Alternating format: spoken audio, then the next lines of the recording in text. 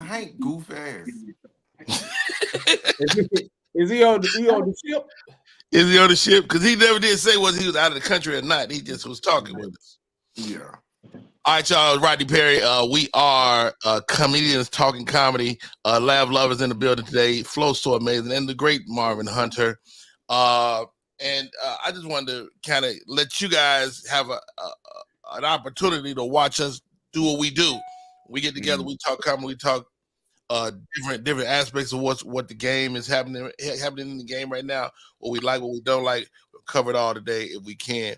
Also joining us, my man, New York City's finest, JP Justin. What's up, JP? You ain't lying. I am the finest, ain't I, baby? Come on.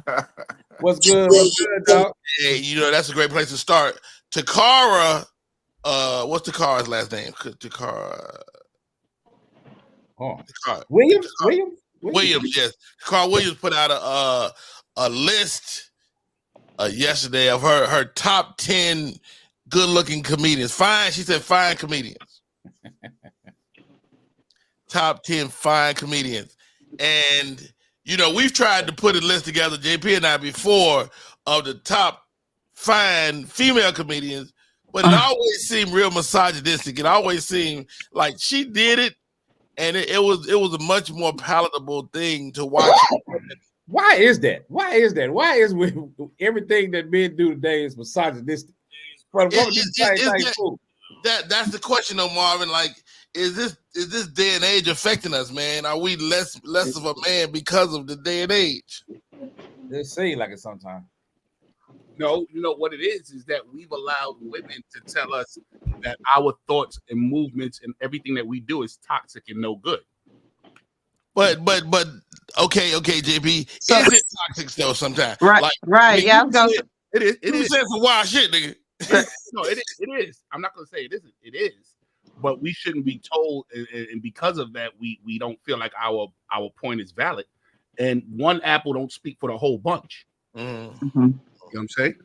Some stuff. Yeah, but historically, see, that's one of the misconceptions in humanity. Historically, the small have spoke for the larger group. That's how as humans, that's how society is set up. You have Senate who speak for a whole country. You have city council who speak for a whole city. You have 2-3 niggas who act up, and we all get judged by them 2-3 niggas. So I don't think it's 2 or 3 niggas though. Laugh, love. Let's be real. It ain't 2 or 3 niggas. No, it ain't like at the club. It could be full of black people at a black comedy show, and it be 2 niggas in there who wild out, and they'll say, "Man, them niggas don't know how to act." I want to say one thing before we start. Laugh, love, Rodney Perry, and Marvin. Ooh, I hate your facial hair. God, look at this. I'm trying. Happy New Year, guys. This is Comedians Talking Comedy. Lav Lovers in the building. Joining us, One Act Drama. She came in with the Lav Love view when she first got on. Hey, I'm in this hotel. I can't get mugged. I ain't got no regular, a little setup. I ain't mad at it. We want to definitely include our female counterparts in our conversation, and these are all comedians that I respect. That I wanted to kind of create this conversation, man. Let's talk about this, guys. What's your process? Do you sit down and write jokes? Are you writing jokes? And if so, how often are you writing jokes? Anybody can start. Can I take it because how long? I'm 35. I'm 35 years old. Can I take it because of age? You can take it because anybody can take it. When I first started, I was writing everything. Every little thing I thought that was funny, I wrote it down. Any little thing that I thought I could make into a joke, I used to be like, "Oh, I could make that into a joke. Oh, that's a joke." And everything I wrote down. And then one day, I realized that comedy was supposed to be about me. When I looked at my book, I had Lionel with the Kool-Aid Man, and they got together and had a red. It was made up jokes. It wasn't jokes that represented me. I remember throwing these books away. This isn't me. This isn't me. So now, at this many years in the game, Right. I want to start picking up my pen again because I want to sharpen. What's the feedback in the background? Somebody laughing? Oh, let me hold on one second. It's just mute. I just mute your mic. I couldn't figure out who it was. All right. Yeah. So JP, you're saying at the outset of your career 30-something years ago, you would write down everything, but you don't really do that anymore. But I want to get back to it, though. I really do. Yeah. I think that there's a certain amount of laziness for me personally, and I won't speak for nobody else, that I generally like you say, I remember, reading the paper every day and looking for those little gems. I don't do that as much as I should, now my newspaper is turned into my phone, and when I see little conversations, that stuff might end up being fodder on stage, but yeah. I'm not writing every day probably like I should. Marvin Hunter, what'd you say? Well, I know I'm horrible with that, but when I do write, I usually use the process of the rabbit hole process. I take something and then what is the event, what is the action, and what's the detail, and then you ask a series of questions. But I go in spurts. I'll sit down and then I'll pop, and then I'll get lazy, and then I come back and then I'll pop, and then I get lazy. It's kind of like that. But it's not lazy at all, man. I mean, you a wordsmith too. I like the way you use words. That's always dope to me. Drama, what's your process? How do you write? So I come from the acting world, so I write every detail like a script. So I write on Sundays and Wednesdays, because Sundays I typically have nothing to do. That's the day I make sure I'm not hanging out or doing anything. And then Wednesday is just a middle of the week. Some other stuff has probably happened that I can add to it. And I've committed myself. I used to do 30 minutes, now I do an hour. Really? So you do an hour of writing? Mm-hmm. Writing. Well, I might not be writing the whole time because I get up and I kind of walk myself through how I want to do it. I walk through my old set so I can, and I listen. I also use that time to listen to whatever I've done like over the weekend and replay. So it's not all writing.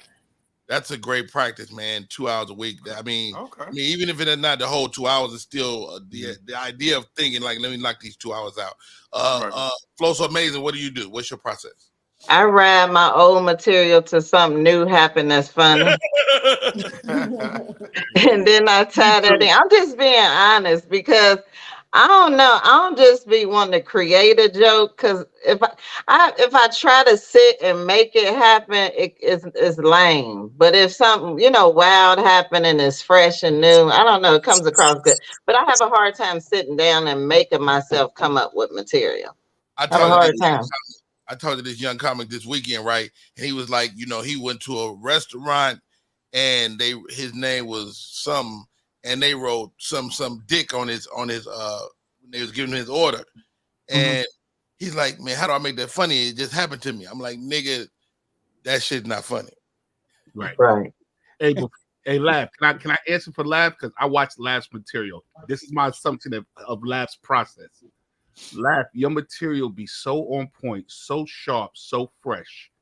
I'm assuming that you write every day, anything, and you take me for someone that put this word here and put that word here and put this word here. When I watch your material online, I go, that was well crafted.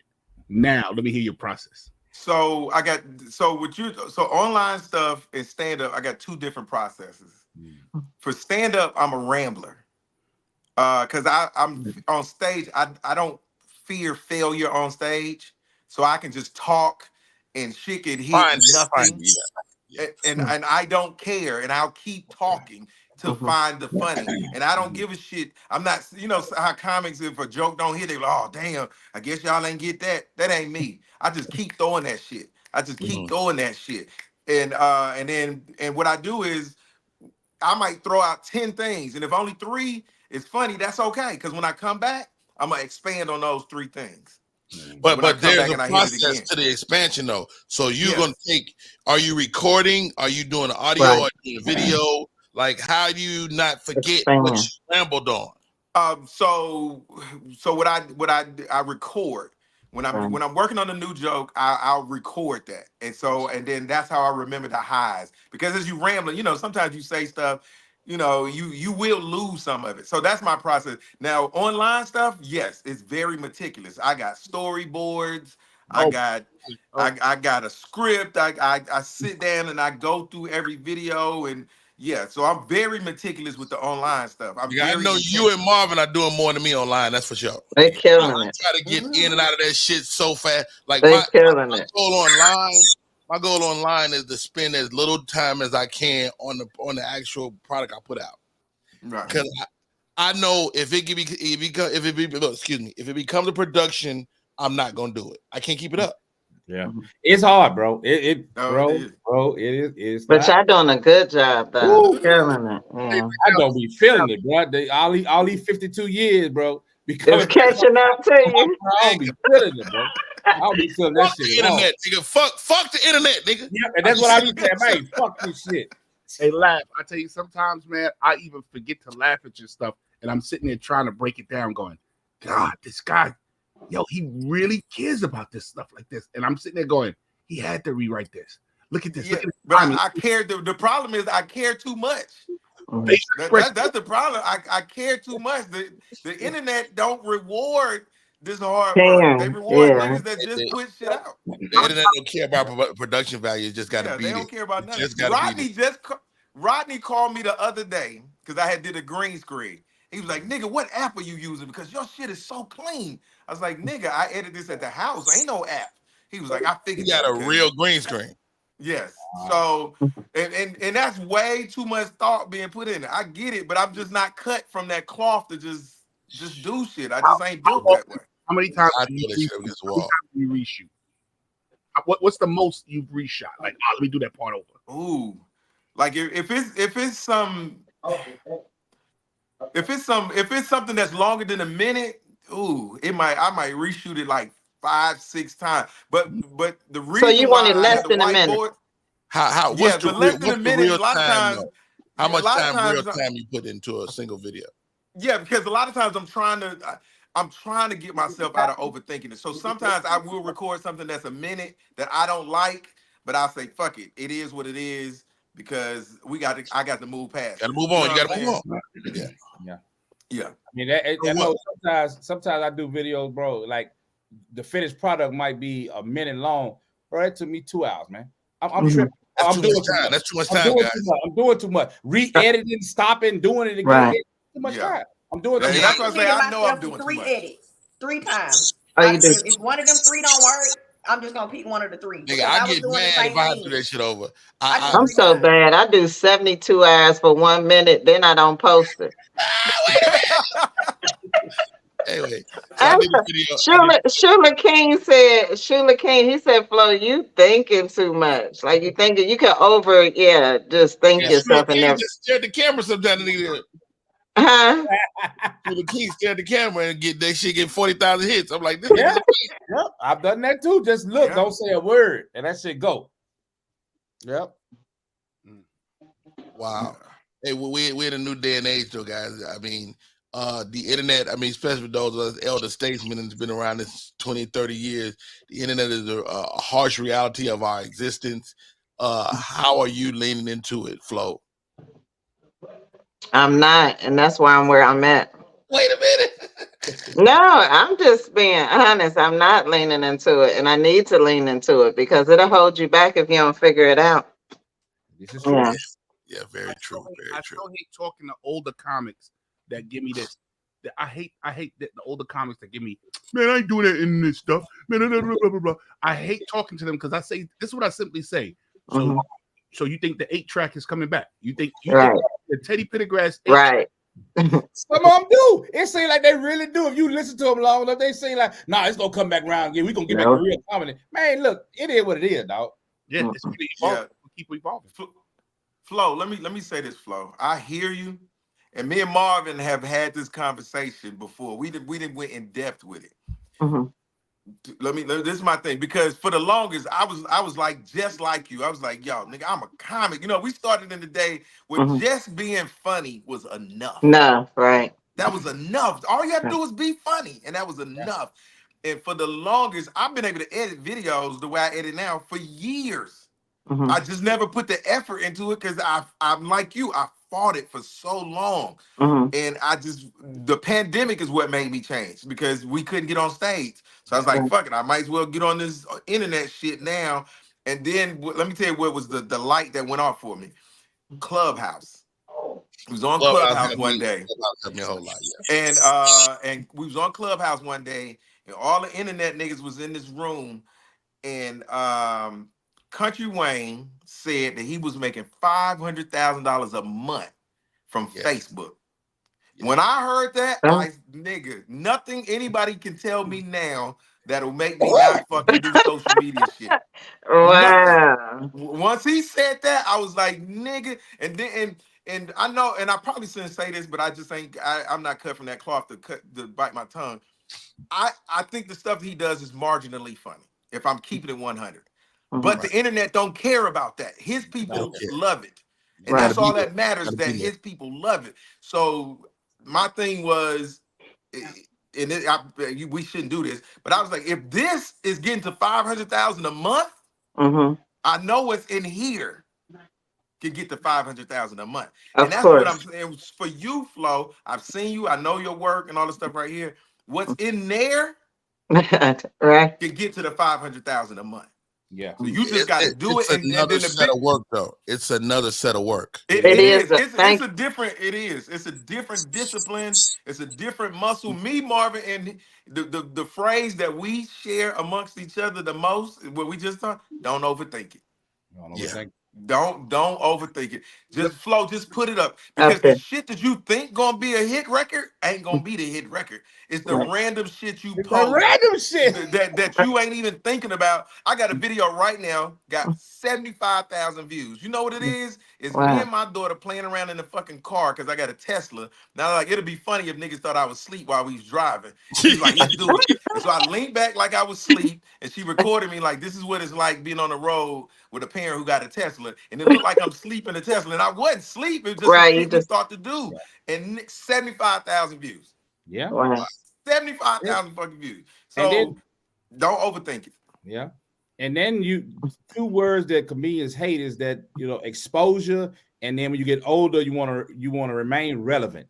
Right. And so for in chasing exposure and relevance, comedians do shit that they don't want to do. Well, guess what? You pull your fucking phone up in the comfort of your home, and you get all the goddamn exposure, and you can remain relevant, and you ain't got to do none of that other goofy shit you had to do back in the day. True. You ain't got to take no bullshit ass gig and kitchen switch Alabama. You ain't got to do none of that shit. Get on your phone. So let me ask this question.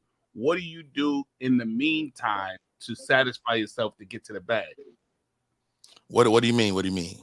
So $500,000 a month, and you charge $500,000 a month.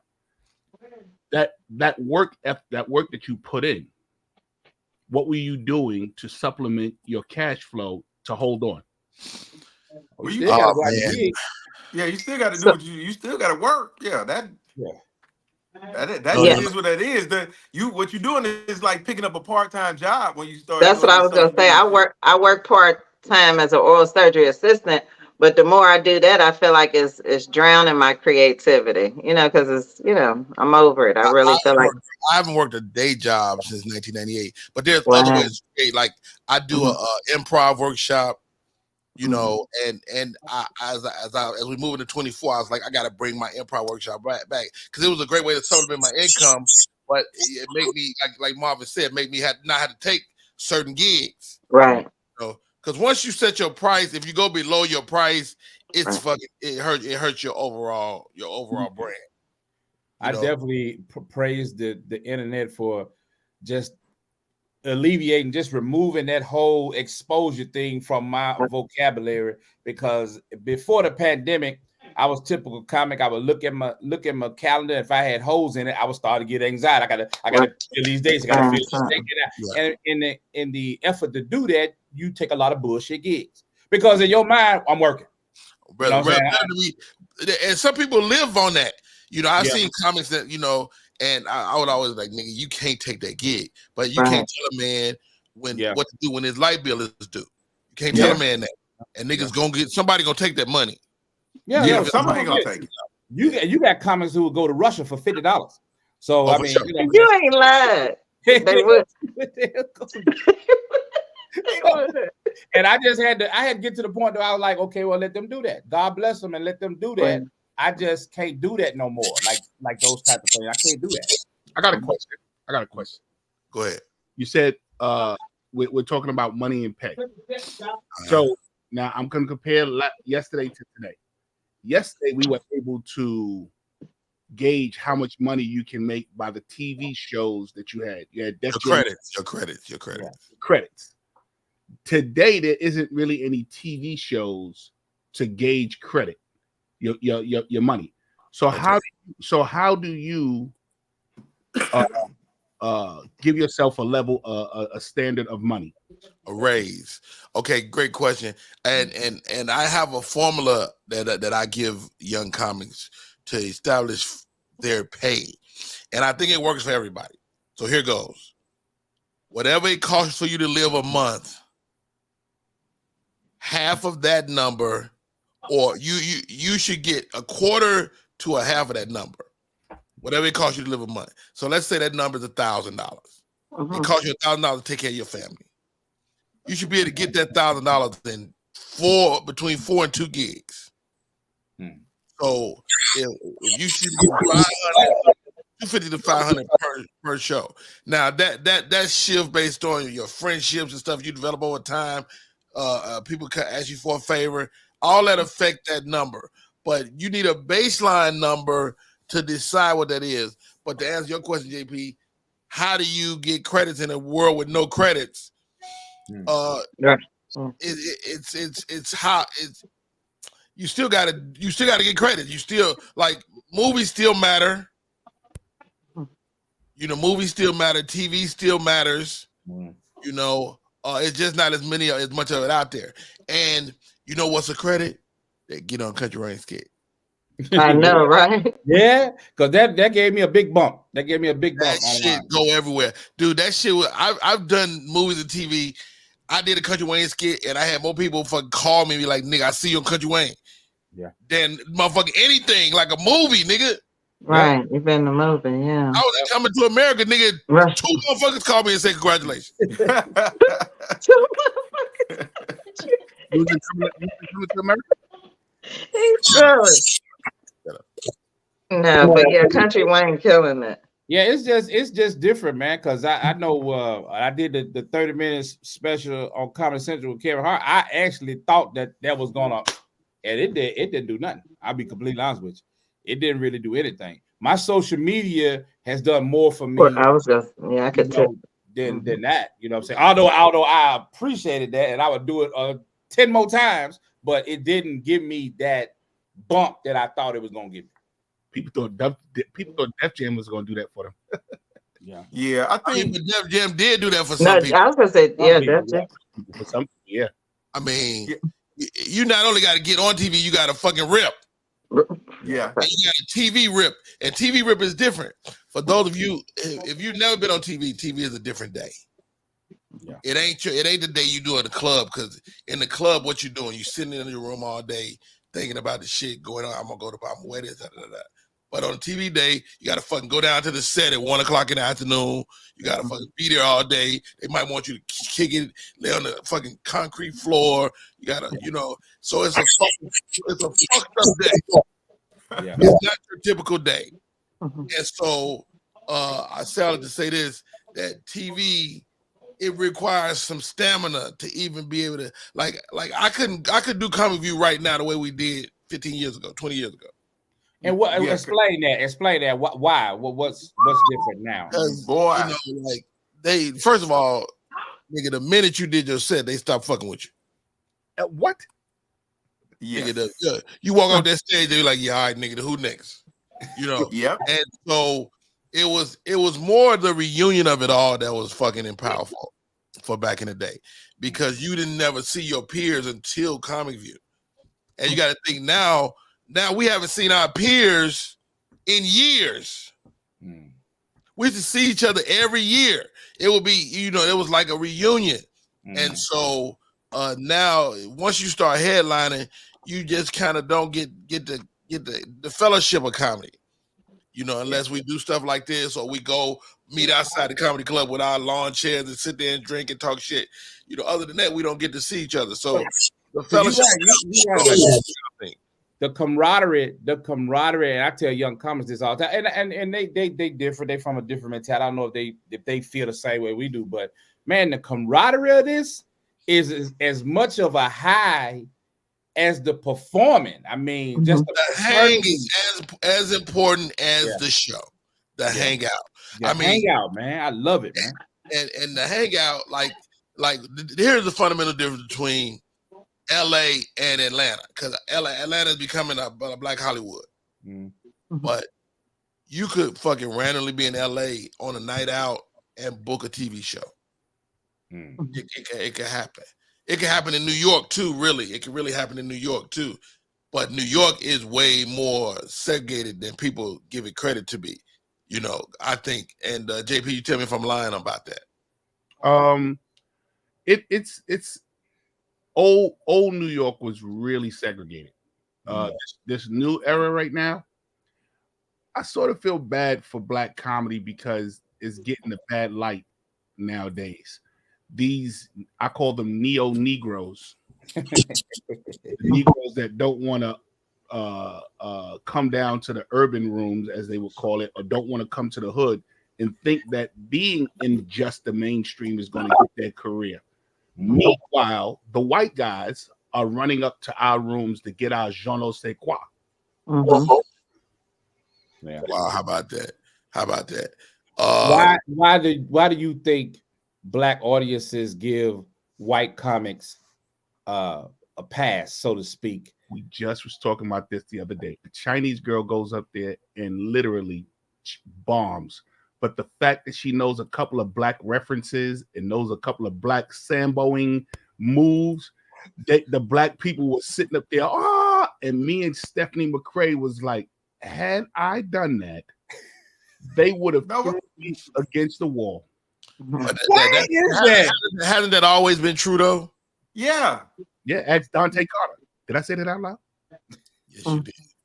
I mean, but they do it all the time. Like, that's one of my big pet peeves. Is like if I go on stage, like, what's going on? How y'all doing? They can be like, nigga, if you don't get to the jokes, you know what I'm saying? But if a white boy go up and start doing this, and you ain't King Tut them, you ain't King Tut the whole. But isn't it that you don't expect? I mean, funny is unexpected. So when you see a white boy that speaks our language, that's impressive to a Black audience. But why is that impressive when we already speak it? That's like when people share white people dancing. What about the Black girl that started that dance? Share her video. Like, make the people who innovated it famous, not the ones who copied it. That's crazy to me. I don't share when people share white people. Take it how you want. I ain't sharing your shit because I know it's a Black person somewhere that's doing the same thing and did it first. Let me find that video. That reminded me of that pastor they was making fun of.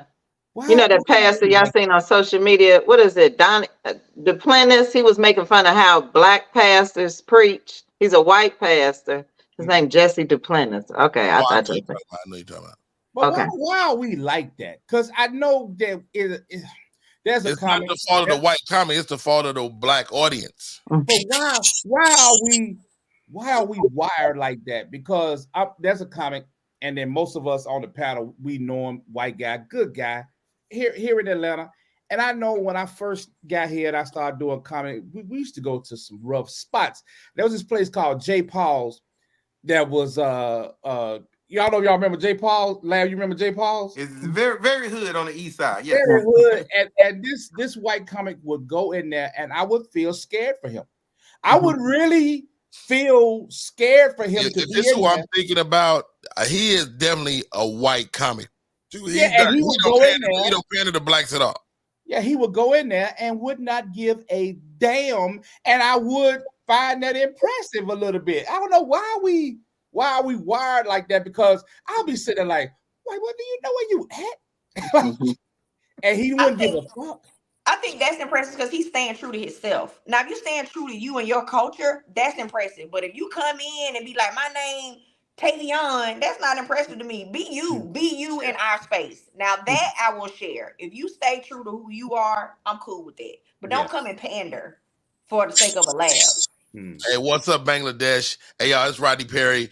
This Comedians Talking Comedy. That right there is Lav Love. Marvin Hunter is in the building. Flow So Amazing. JP Justice and the great Andromeda is in the building. All right, guys. I watched DL Hughley this weekend. Straight Jokes, No Chaser comedy tour. It was Bruce hosted. Damon Williams was on it. Lou Nell, Earthquake, DL Hughley, and Said the Entertainer. Nobody went over. They all smashed. Bruce hosted the fuck out of this fucking theater, this big old room. It was an awesome night. I watched motherfucking DL do a callback 5 times, guys. This guy is a fucking tech fucking nation. What do you respect most when you watch a comic work? What, like, I respect a good callback, man. What do you respect most, like, when you watching a good comedian? Misdirection. Misdirection. Okay. Go ahead, Marvin. No, I was saying misdirection. Misdirection gets me every time, and that's why I love Jess Niche. I love Jess Niche so because she be going this way and boom, and she'll go there, and that shit is funny to me. It's funny to me. I love it. I love it. Yeah, I like. Go ahead. I was gonna go, but Andromeda already had a hand up. Go, Andromeda. Andromeda. As a new comic, I respect y'all being able to sit in silence because as a new comic, we want to laugh or we feel like we're not doing good. I'm learning to like, okay, but when I get to the punch, they're gonna laugh. So that was especially the first couple years, that was a real struggle of allowing the silence and not feeling like, oh, they don't think I'm funny. They're listening. So I respect when I can see y'all like Ali. He gonna tell that story. Yeah. And they quiet, but when he get them, they die. So I love watching y'all just enjoy the silence. Cause I can tell, like Lav, when I watched him at Cats, I could tell he was enjoying niggas being quiet because he knew what was next. He knew he was gonna get them. So I love that. I still don't like that quiet shit. I'm sorry. I'm 11 years in. I don't like you to be quiet. That's why I'm trying to have punch after punch. And when it don't punch, I'm in my feelings up there. I play it cool. I don't like silence. And I know they're listening. I understand they're listening, but I don't like it. That honesty. Yeah, definitely. I ain't mad. I love it when I see a comic who is able to merge edginess and cleverness. You know what I'm saying? Don't just give me pussy for the fact of saying pussy, but say pussy and do it like, oh, that was funny. That was clever as hell. Anytime a comic can merge those two things, for me, that's golden. To Andromeda, I used to sit down and chat with these guys, and Dave Chappelle said, when they're quiet, it's called polarization. Okay. In that moment, you know that you got them sitting on the edge of their seat, and everything you say means something. Yeah. So I love that moment because I'm going to try to find, and it's to laugh, the cleverness, the punch to snap them right there. Yeah. He said, so I don't mind being up there with them quiet because I know right now it's my turn and I'm getting ready to grab it. With that being said, I just watched Dave Chappelle's what was the new one? New special. Dreamer. Oh, How'd you like it? Because I didn't see it yet. I haven't seen it. Yeah. I'm not going to tell you about it, but of all of his specials, I'm giving 9s and 10s. This one I'm giving a 7. Really? And the reason why I'm giving this before you go with that, JP, let me preface y'all. JP is the hardest critic in America. Mm-hmm. This nigga don't like nothing. He don't like nothing. I'm the Simon Cowell. He's my friend. This nigga don't. JP just is my friend. The nigga don't like nobody. No, listen. If you want someone to stroke your ego, you go get one of those other people. When you want someone to really dissect what you're doing, right, then come and ask me. If you or listen to my point. It's not that I don't give credit to where credit's doing, but I'm not gonna sit here and stroke it. Why did the new special get a 7, JP? In your book? I'm gonna tell you why. Now listen. Tell me, hurry up, nigga. Because the other ones had a direction. This one was just funny. Even though it's Dave Chappelle, he showed you, and I just put a post up about this last week. I said, does every joke have to be connected to a feeling or an emotion? Does every joke have to be this long? When I grew up and my mother and my dad, can some of this shit just be funny? And that's what he did.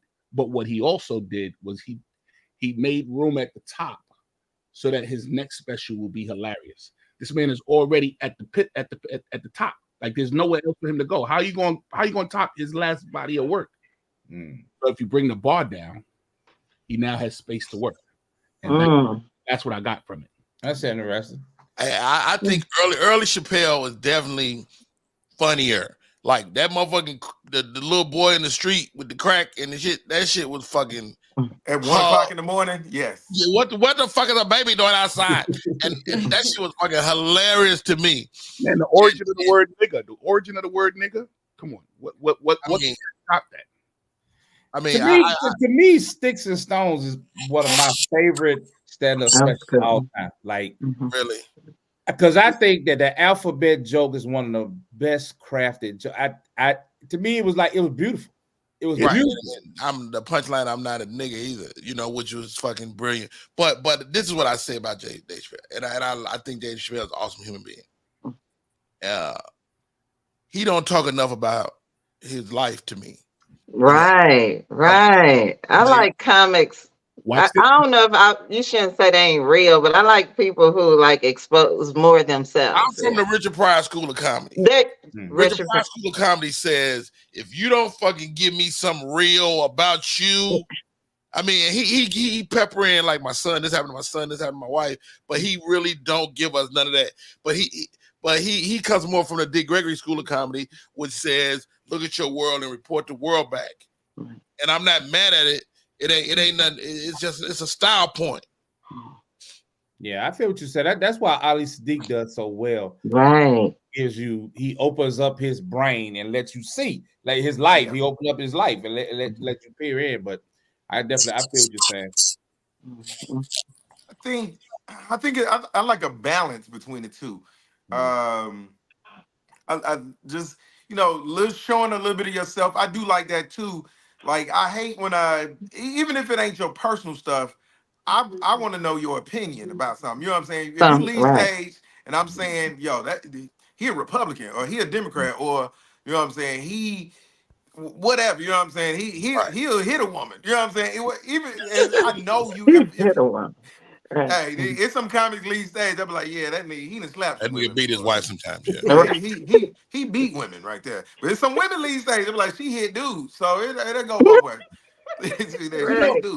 Yeah, but I want to know you. I don't necessarily have to know the personal stuff, but I want to know you when you leave stage. That's a great point, Lav, because knowing their opinion is a whole nother concept than nigga just always giving you his real life.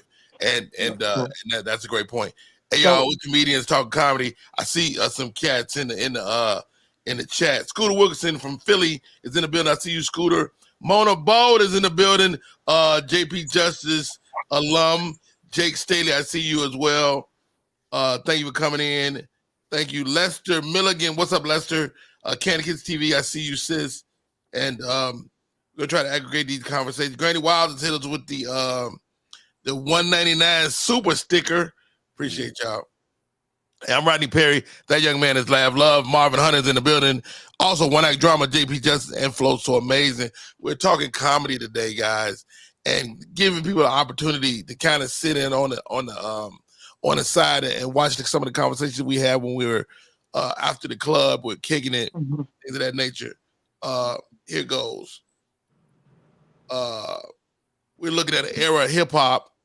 And hip hop to me is a mirror to what's going to happen in comedy. Hip hop is a mirror of like you see it happen in hip hop, and then you see it happen in comedy like a few years later. So we're seeing the empowerment of women in hip hop. Do you guys foresee a surge of female comics that don't give a fuck coming. Yes, Gina G killed it this weekend. You hear me? I said, oh, these niggas better watch out. We got some fire females on the rise. Our cousin Tierra was hilarious. That was really good. Right, Rodney. I was like, it made me have hope for the future of women. Like legitimately headline. Like I'm not a fan of headliners hosting. Because it seems like you're trying to hide.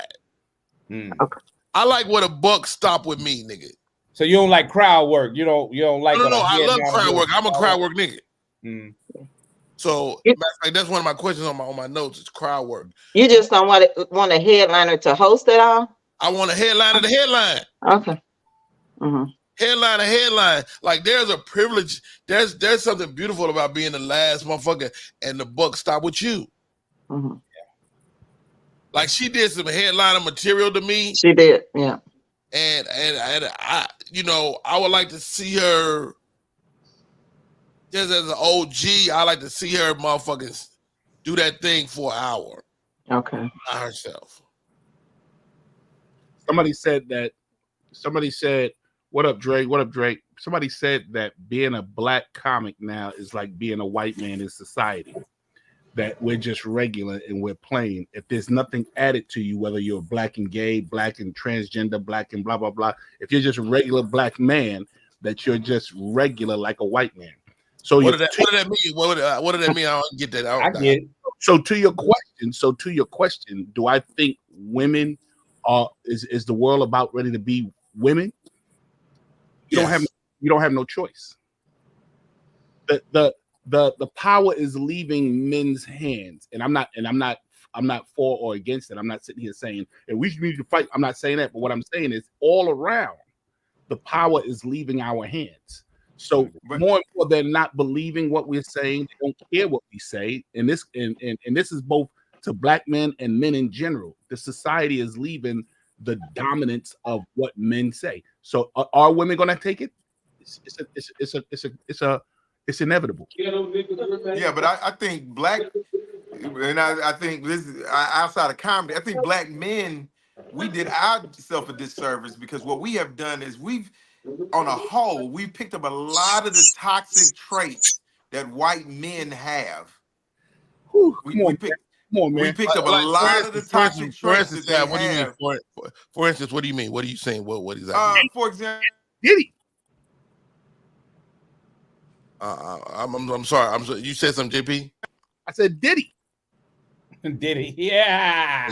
Diddy was a freak before. It didn't got to do with white people. Yeah, but what we have this at some point in time we started to believe that we start to believe what white men said, that we could do what we want to when we feel like it, we could do what we want to. We just treat people how we want to. We start to believe that. And we don't have to put in no work. We ain't got to do nothing, which is why black women are going to college at a higher clip than we are, which is why they're moving up the corporate ladder faster. Because we figured too many of us, not all of us, we have that mentality that it's just going to come to us simply for the fact that I'm a man. And those are toxic traits that white men have done for years. And we have accepted that and adopted a lot of that behavior. And so black men in America, we know for years, black men got to fly to the same place a white man can walk to. We know that. But too many of us starting to believe that I can walk the same way the white man can walk. And we just ain't at that place yet. Well, see what my problem that I have with I hate the word toxic. Okay, so toxic is bad, right? Let's do away with toxic. And you assign toxic traits to men. I know that's not true, but that seems to be where we're going. So if toxic is bad, you can't then turn around and be a woman and do the same shit that you were saying that the men was doing that was fucked up, and then it's cool now. If we're gonna do away with toxic behavior, let's do away with toxic behavior. Now that I agree with. Because that to me, that's a bunch of bullshit. Here goes, guys. Only men can make a question about women be about men. Right? Thank you, Rodney. Only men be like, man. So the only reason the women they coming, but nigga, it's us. No, but here, so ladies, do you foresee a surge of females like at the top of the food chain, or is that not going to come? You Drama, what's your thoughts? I feel like, and this is just from my own personal experience, I think it's a good thing. I think there's a surge in men in comedy helping women to get more. I appreciate it. It is. So I It don't see is. it as a bad thing. I think a select group of men are starting to see it doesn't hurt me to help you because it's a male dominated field. So no matter how many of us you help, y'all still at the top of the food chain. Yes, there's always a breakout that may surpass, but two women surpassing 50 men does not mean we've dominated. It means we've been given an opportunity to shine and you've worked hard enough to get to that point. But I don't think JP, we'll ever hasn't dominate. that always been true, JP? I mean, over your 30 years, there's always been standout girls that did their thing that was funny for whatever reason, and dudes helped them, right? Hasn't that always been true? Hold on for a minute, and that's right, Andromeda, and you stay in your place. Let me talk now. Shut up, JP. Right. There's always breakout in every aspect of comedy. Has there always been? Honestly, oh my God, y'all are gonna hate me when I say this. God, No, speak the truth. I like people who tell the truth. honestly, give me a breakout female in the last 10 years. Tiffany Haddish. Yeah. But she didn't break out comedy though. She really, to me, broke out film, and then people went to view her comedy. Okay. To me, Okay. I think Monique would be the breakout. Monique was breakout. Well, she wasn't 10 years old. Never mind. That was a long time ago. Give me a breakout. It Just definitely is breaking Tiffany out. Haddish. Definitely, I feel like ain't nobody bigger than Tiffany Haddish. You ain't gotta like it, but it's a fact. Yeah, I couldn't. But like Drama says, she didn't break out. Oh, Scooter says Miss Pat. Miss Pat is Yeah, a Miss oh Pat. yeah. Okay, Miss Pat. I But like I Miss think the Pat. TV is still the same thing. Kind of TV made people go back and be like, oh, But it's snap. still, but it that's all originated from part of it, stand though. up. All part of entertainment. ain't it? No. You got to listen to that's facts that she's speaking. She didn't break out in stand up. We didn't go, and then she got the show. She got the show, and then we said, let's go check out her. But being a great comedian leads you to the screen. Sam J. Being a great comedian. Sam J. Sam J. not count because she a lesbian. That's what you're saying? No. I don't know if that's broke out. Did Sam J break out? Exactly. You see what I'm saying? Sam J. broke out like a motherfucker. Yes, she did. I mean, she got a couple of specials, but I mean, is she a household name? Okay. But is she a household name? Like, did she? Yeah, I know. It's like okay, so like Ali Sadiq exploded. He exploded. At what point, he was doing his thing, and then he exploded. But the you giving Ali Sadiq credit that you're not giving Sam J. Ali, we know who Ali is because that's our boy. There's a lot of people in America don't know who the fuck Ali Sadiq is. Ali Sadiq is number 3 in Black people don't know Ali. Ali Sadiq is number 3 with his special behind Andrew Schultz and blah blah blah. He's number 3. But that's white people. Rodney just say black people don't know who Ali Sadiq is. The white people have made Ali what Ali is right now. Right. So then that's a breakout name. He broke out. So what is you asking, JP? You saying that Miss Pat don't count, and you saying Right. don't count. I think Miss Pat counts more than Tiffany Haddish to me. Right. I think Right, but listen. If you're in a comedy film, first of all, what makes you a big star is movies, is TV. Like, but I thought you wanted to know from being a regular comic nigga to a superstar is box office. The transition to the box office. I think we're moving the goalpost. Well, not no more, Rodney. Now I would have agreed with you 10 years ago, but I think it's Country Wayne ain't been in nobody's movie, and Country Wayne can sell he ain't more no tickets. box office star either. That nigga's not. He ain't no Kevin Hart. He ain't no Kevin Hart, but he can sell more tickets than Earthquake. I know he cannot. No, he cannot. He can't. No, he cannot. I don't know, He Rodney. cannot sell more tickets than Earthquake. Yeah, you are out your mind. I don't know, Rodney. You out your mind.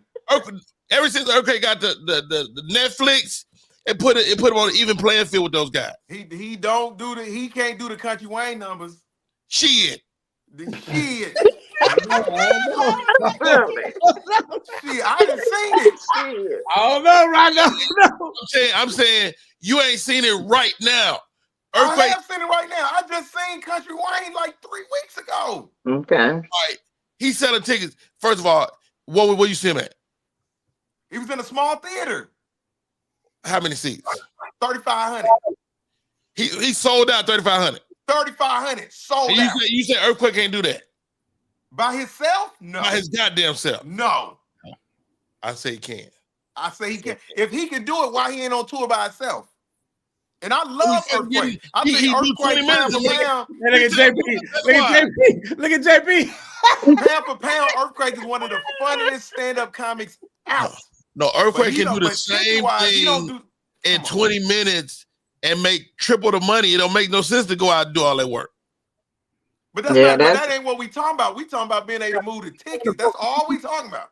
Now Earthquake funnier. Earthquake definitely Earthquake is funnier. Funny, way funnier. Way fun. Way funnier. But that's not what we talking about. But we can agree to disagree. Rodney, you keep moving the goalposts. I'm a goalpost mover. That's what I do. Don't move the goalposts. Stand I'm on moving them motherfucking goalposts, JP. stand on the soapbox. I'm moving them. Here go the He goalpost. gaslighting. Uncle Rodney is a gaslighter. I'm definitely a gaslighter. I will gaslight as well. I'm leaning into all the shit people accuse me of. Okay, how about this? As we move on, guys, because we got to get ready to wind down. Crowd work. It's crowd work comedy. It's important. It's important. Flow so amazing. Break it down. Give it to me. What you saying? It's important because I can't stand a comedian that just come up and just start in the material. Connect with your people. These is people. Like, I look at them as like my family or my friends, and I don't just come up on my family telling jokes.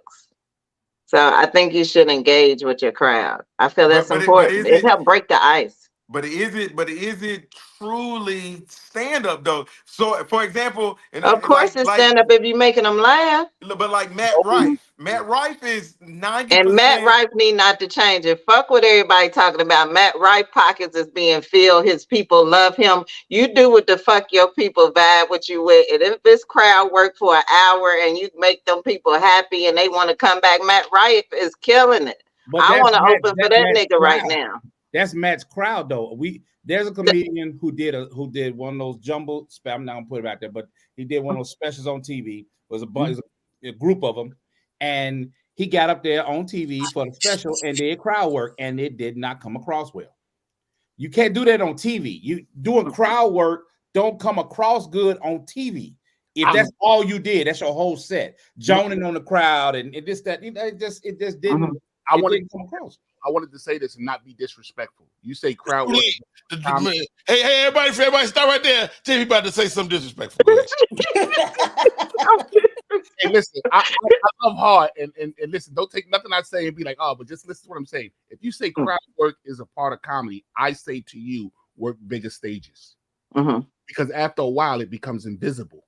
And after a while, you have your intro, but then you get into your material. You get into your material.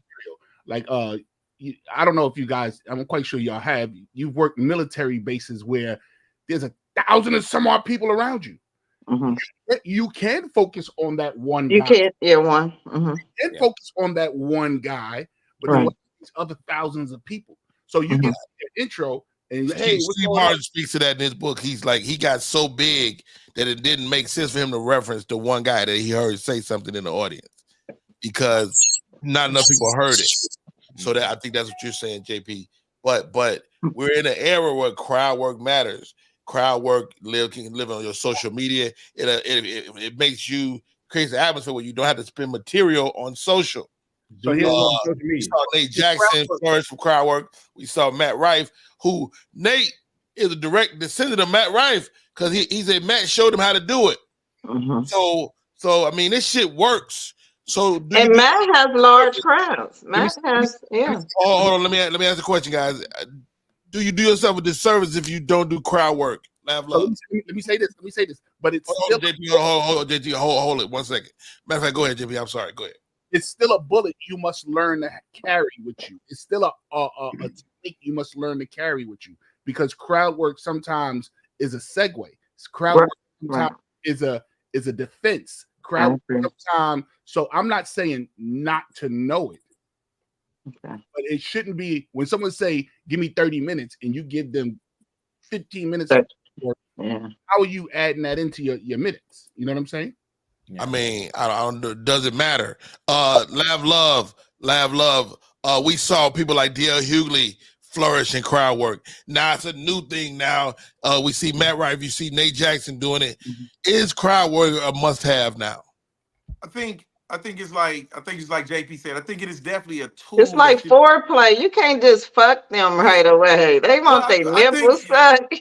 Come on. No. I think. But go ahead. I think it's one of them things where I think it's definitely a tool you should have.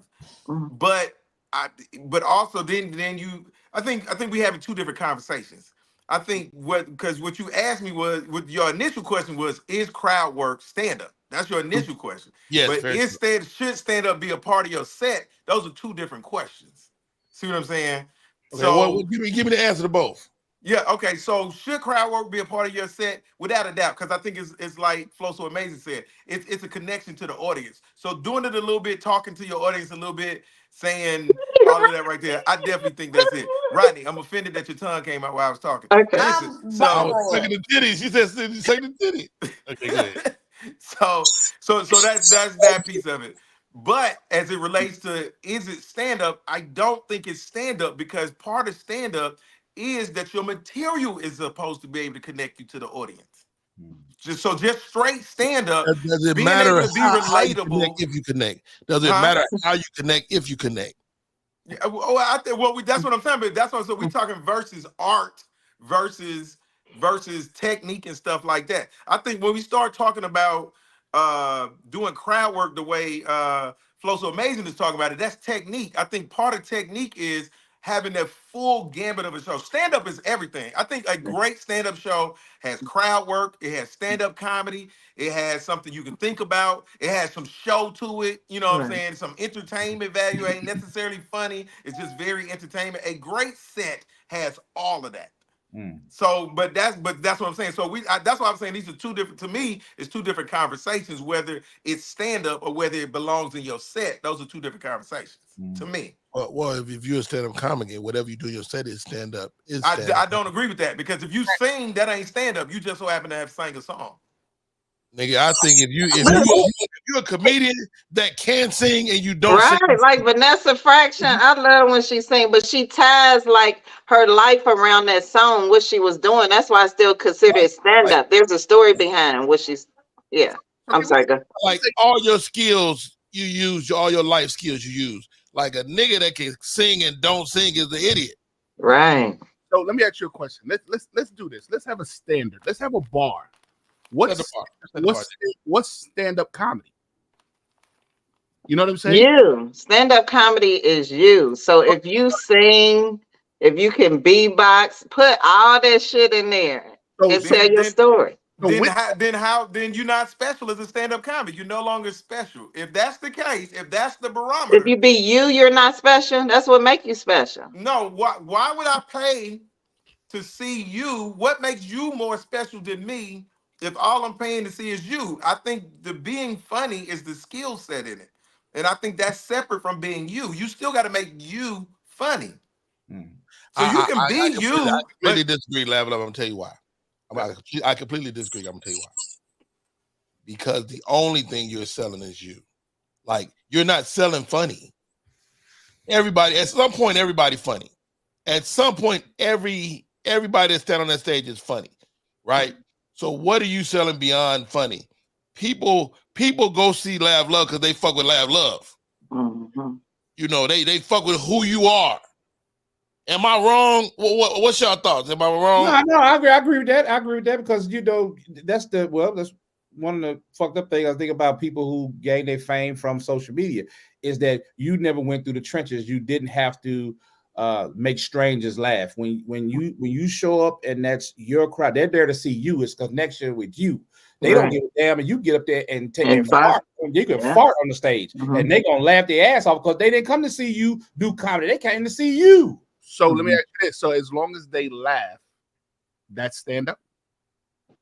Unfortunately, yes. Unfortunately, because I don't want. Is it not? You think not, JP?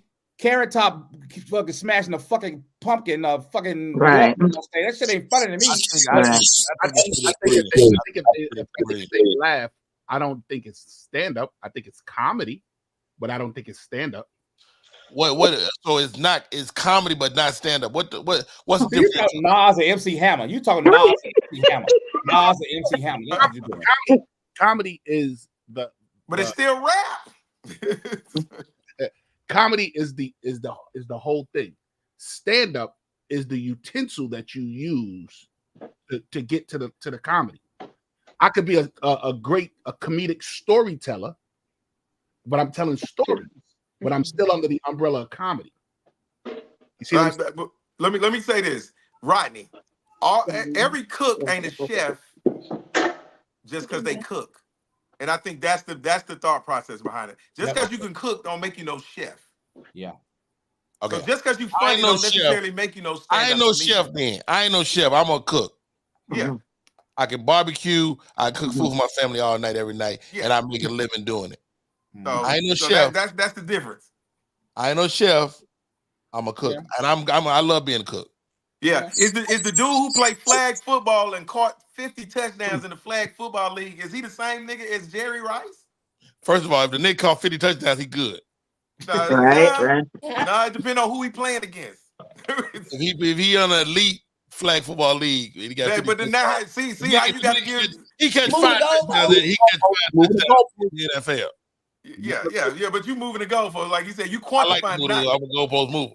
That's what But it's like with hip hop, who's a lyricist and who's just a rapper. Well, the rapper might be just as popular as the lyricist, but it's two different things. They both hip hop artists. It's just comedy is the same thing. It's just different people, different, whatever your palate is, whatever you like, And so if that person makes you laugh and all they do is get on stage and break dance, then that's your person. I mean, you know what the escape is to that statement you just said, Marvin? Mm-hmm. Comedy is subjective. Now that allows all of it now. You see what I'm saying? Now I hate that word subjective. There's got to be a standard. Yeah, because I hate that word. There is no standard because anybody can wake up tomorrow and be one of us. A motherfucker go to sleep. And that's sad though. That's sad. True. This is a skill. This is a skill that I have. This is a skill that I have. Yeah, so when you just told us 15 minutes ago that Country Wayne is selling more tickets than Earthquake. It don't matter. It don't matter. Yeah. Drama. That's sad though. That's sad though. Go ahead, Drama. What you got? So I have a question to Marvin's point. Mm-hmm. So as a new comic, when y'all say that's sad, can you give the reasoning behind it? Because everybody got to be new at some point. I'm new. I'm 3 years in. We're all new. Here's my thing. I mean, I really fucking love this. I really fucking put in the man hours and studied and read. And you got a motherfucker that come online and he do a funny video by knocking somebody's food out their hand, running up and down the aisles of the grocery store. And then he could get put on stage at a fucking comedy spot. And so this is the method. Like, so if they ain't did no work. So how is he a comic? Because he say he a comic? I will say this though, to support Drama. Rocky learned how to fight in a meat locker, and went on to 9 movies and a reboot. So you can't really. Rocky wasn't a real person though.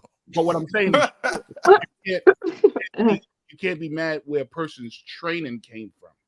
And I'm not mad. I'm mad that you didn't even train. I'm mad that nowadays, say you got a football player and this dude. So you just want a bottom up story, not a top, and try to figure it out while you at the top. It's like you at a fucking an SEC and you about to go pro, and then they bring up a 9th grader and say, hey man, he's gonna go ahead on and go before you in the draft because everybody like him. Get the fuck out of my face. Can he play?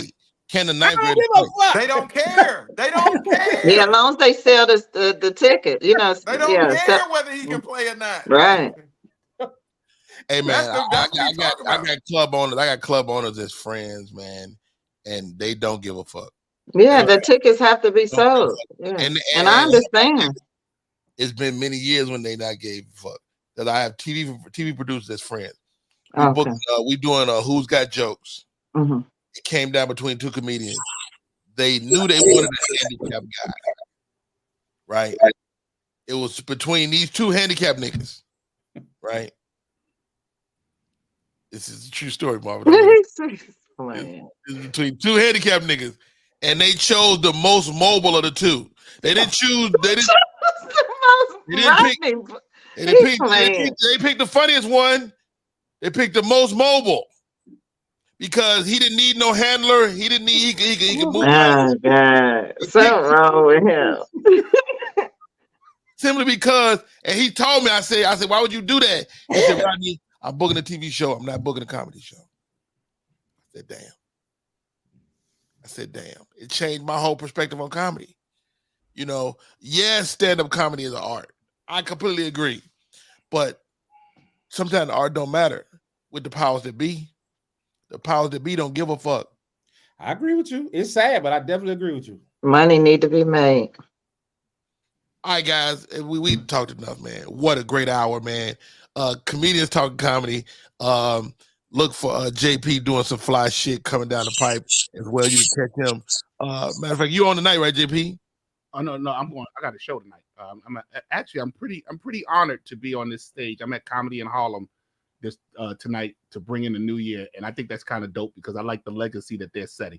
Yeah, and if you work New Year's Eve, you work all year. They say. I heard. I'm gonna spend the night with Jesus. I'm about to go make my grandbaby laugh tonight. Then shit, I gotta keep working. The show up in the living room. All right, real quick before we go, JP, how do we stay in touch? You call my mama because all my numbers. My mama. Hey, JP Justice Lab on all comedy platforms. 2024. I'm and help me, people. Pull my card when you talk with me. I'm trying to remain disciplined to get this dream going. Me too. Well, how about this? Your dream is already going. What do you want? That's a good way to end this call. What exactly do you want, JP? Comics be mad when I say this, but I never really got into comedy. You know, I just really realized within the last 10 years that I never wanted to be a stand-up. This fell upon me. And the next thing you know, I wanted to be a radio disc jockey. All right, what do you want right now? What do you want? I want to build this internet radio station with the personalities of the comics to carry on. You that's what you want for yourself? Yes, I want to build this OPA, on-air personality radio. And I'm building it so that I can help comics be personalities and talk. Fuck comics, JP. How many times I gotta tell you that? Fuck these other comics, man. Right? He be smacking us around with that. Fuck them, JP. Fuck them other comics, man. What I tell you all the time? Fuck them niggas, man. You always trying to help niggas. Fuck them niggas, man. Them niggas is not gonna help you, man. No, I appreciate that, man. I appreciate that. You know, you too good for this, JP. You the best. You one of the best motherfuckers in the world. And the world needs to know you. You need to sit down with a pencil and paper and write down what you want. And it's not a good. Don't bless nobody. You got to put your own mask on before you can help people. Right. Facts. You on the plane, motherfucker, suffocating, nigga. The plane going down. I appreciate that, and don't let my wife. That, man. You fucking a super comedian, nigga. You as good as Dave Chappelle or better. Right. Humbled. I wouldn't. And this is publicly. I'm saying it to you for the world to see. That nigga right there in the middle square, JP Justice, is a fucking quality ass comedian, a great comedian. Thank you. And you got to say it. If you don't tell God what you want, He's not gonna give it to you. Say that. Yeah. All right. Let's close out with that. Lav Love, what you want, man? What you want? If you can talk to God right now. Talk to God. I want country Wayne paychecks. Okay, thank you, if I'm gonna keep it all the way, who the fuck is Country Wayne? No, country. Clearly, God know who he is. Clearly, God know who he is. Clearly, you never know who niggas is praying to. You never know. Clearly. Even if he ain't praying to God, like, damn, you done gave you want a pay raise. So he still know who he is. You want a pay raise, right? You want a pay raise. No, I don't want a pay raise, nigga. I want to get to that bag. I want $500,000 a month. I don't want a raise. Okay. I want $500,000 a month, nigga. $500,000 a month. That's fair. That's more than fair to ask for. All right, Flow So Amazing. What you want moving into this 2024? I was embarrassed that a prayer I recently had was just God bless me with a little fender bender. That's how hard I'm struggling. Not no fender benders be a blessing. You get a little lawsuit money and you ain't get hurt too bad. But I Right. was like, God bigger than that. God bigger than that. So my goal, Rodney, is to be able to live off my gift, to be able to financially provide for myself off my gift alone. That's it. I'm not mad at that. I'm not mad at that. Mhm. That's very attainable. That's Mhm. very attainable, and that's It's very, attainable in the it takes first. discipline. Yeah, Yeah. that's attainable. Marvin Hunter, what you want, bro? Brother, to be honest with you, man, I never got into this to be famous. I got into this to be a working comic. My dream is to have my calendar filled with comedy club dates and Yeah. just comedy club dates and Mhm. be able to tour and do that and have it fit. The one night here and the one night, that's fine. But I want straight comedy clubs, man. You know what I'm saying? That's my goal. All right, I think you can shoot higher than that, but okay. I All right, can, but yeah. One night drummer. I made year 41 my year of abundance. I want more. Mhm. I'm with Marvin. I don't want to be famous. Flo and Uncle Rodney, y'all know me. I don't even hang out. Like I try to stay out of the scenes. I don't want my face to be known, but I want my brand to be known. Like I want Don't y'all realize that there's occupational hazard of being what you are, though? I do. Okay. And we've talked about that. I mean, I definitely know what you're saying, but my wish is I want to be a working comic. Yes. Got it. Yeah. Okay, and drummer, you say you want to be that as well? Yeah, like Yes. one of my things I wanted for 2024 was a bigger audience, a theater. By the grace of God, You Ali got to. giving me Yeah. a theater, my Mhm. first theater show. So I just want more. Like I want to keep learning, and I want people that are wanting to teach me. Like this weekend, I'm here with Bill and Ali and Rudy, people that are teaching me, that are putting me on stage so I can see what it's like with their audience, different audiences. Like I want more variety, more diversity. So I'm thankful that I'm blessed to be around people that are giving me those chances. So just abundance, just more opportunities to learn.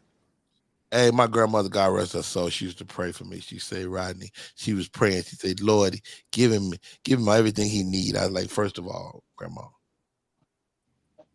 I need more than what I need. You need more than what you need. Motherfucker, you talk to God, he seemed like he like you.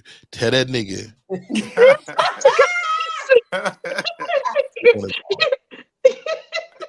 I want a film career. I want a TV career. Oh, I want God. a super stand-up career. I want the world to know my name. All right. With that, great chat, guys. Great chat. Appreciate you. Everybody was dope. Everybody was respectful of each other. JP, you want to take another stab at it before we go? No, I want to put my tears. I'm trying to hold back the tears. Yeah. No, I love you, man. I appreciate hard love because that's how I give it. So sometimes I need it just as intense as I give it off and pause. Yeah. Because I'll pause. Yeah. Don't be a power bottom. All right. Have you ever been swallowed? Not that start. I'm not bringing in the new year like that. All right, it's over, guys. Be good. Be